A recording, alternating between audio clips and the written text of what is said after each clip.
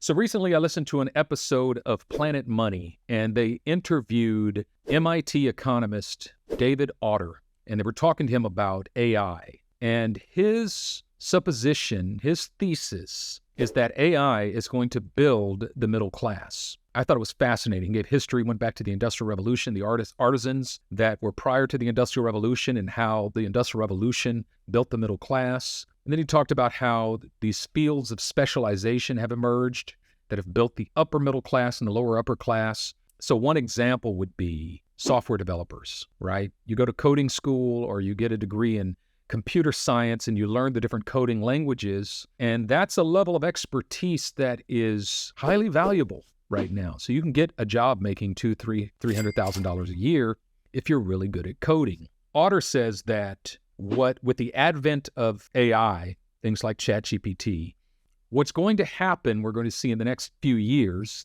maybe the next couple of years, is that the average kid with a baseline knowledge of coding will be able to take AI and build the most complicated pieces of software.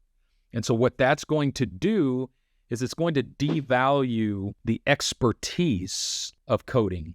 They're not, most companies are not going to need a whole bunch of high-level coders anymore because an average kid with AI will be able to do it. So what that's going to do, number one, is it's going to build the middle class because now acquiring the skill of doing things like software development is going to be far more accessible and easy to learn, kind of the way a factory makes it possible for basically unskilled laborers to build complex things like automobiles.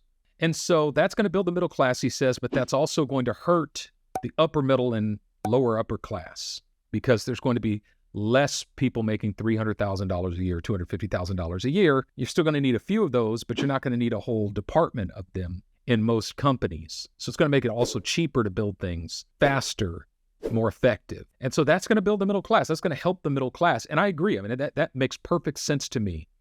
But as I was thinking more about it, the question that came to my mind is, so then what will be valuable? And the simple answer to that question is, in an age in which expertise becomes widely accessible, basically in an age in which AI makes multiple levels of expertise widely accessible, what becomes valuable? Expertise becomes less valuable because it's more accessible. Three things come to my mind. The first thing that comes to my mind is personality. Personality becomes more valuable. Now think about this with me. I mean, this might sound like an unimportant or insignificant point, but think about it. If you've got two people, if you're a company and you're getting ready to hire one person, you got it down to two people. Both of them have access to the same level of expertise via AI. So in other words, they both can do the job equally well, which means that their experience and their education is irrelevant. One being more educated doesn't matter because AI makes the same level of expertise accessible to both of them. So both of them can do the job equally well. Which one do you hire?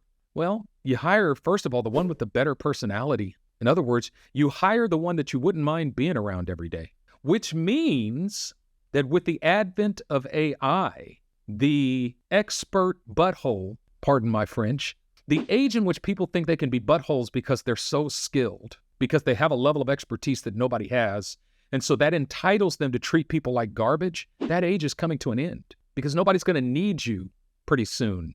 Your expertise is going to be irrelevant pretty soon. And so what is going to be relevant, what is going to be important is how you treat people, whether or not you can get along with people. Are you a team player? Are you pleasant to be around? Or do people just hate your presence? Personality is going to become valuable, right? I mean, that's crazy when you think about it. The second thing that's going to become valuable is communication, articulation, how you communicate. Now, this is one thing that AI cannot do for you.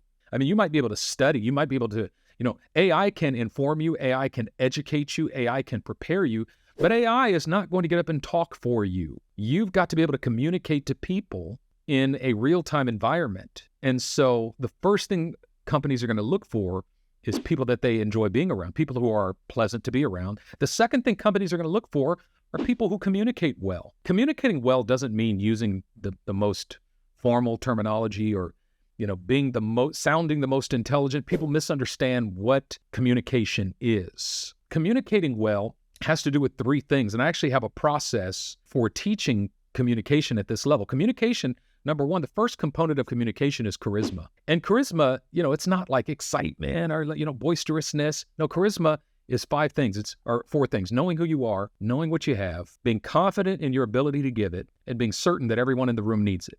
Charisma is that level of personal attractiveness that makes people want to hear what you have to say before you say it. And so knowing who you are, which means simply being solid in your identity, knowing what you have, being solid in your gifts and what you bring to the table, being confident in your ability to give it, and being certain everyone in the room needs it. If all four of those beliefs are in place, what that does away with is insecurity. And you remove insecurity from the equation, there's no more boastfulness, there's no more arrogance.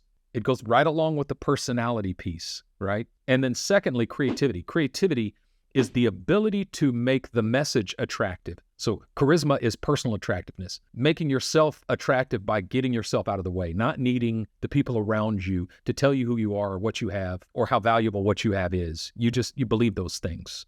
So it just settles that. And you become attractive. The less you need to be attractive, the more you become attractive, if that makes sense. And the creativity is making the message attractive, being able to communicate a message in a way that conveys its attractiveness to people. And then inspiration. Inspiration takes information and converts it to encouragement. And information plus encouragement equals empowerment, which means you're not just conveying information in a way that makes you sound smart. Inspiration is conveying information in a way that makes people feel empowered to go out and do something that changes the world. And so the three components of communication are charisma, creativity, and inspiration. And so you're a powerful communicator if you can do all three of those things. So first is your personality. Second is your communication.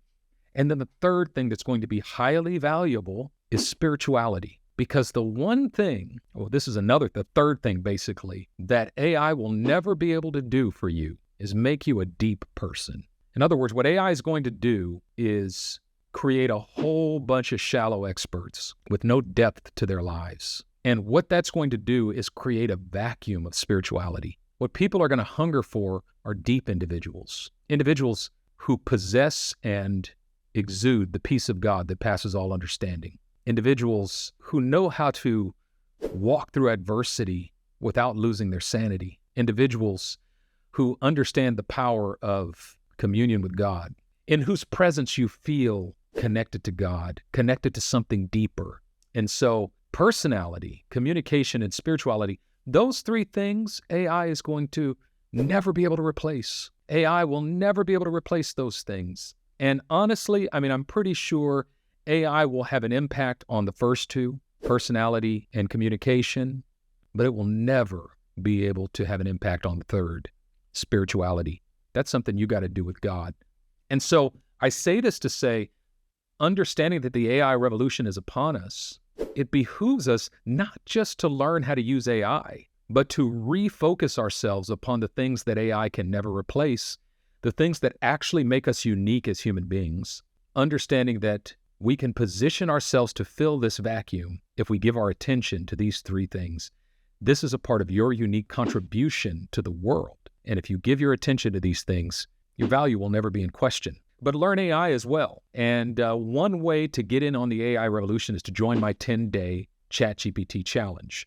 Now, my 10-day challenge is designed to teach you how to leverage the unique capabilities of AI in uniquely personal ways in order to enhance your productivity, your creativity, and your overall quality of life. So there's a link in the description. Those 10 days can change your life, and I want to encourage you to join us. And so once you get that down, make sure you don't forget about your personality, your communication, and your creativity. All right? Thanks so much for joining me. Have a wonderful day.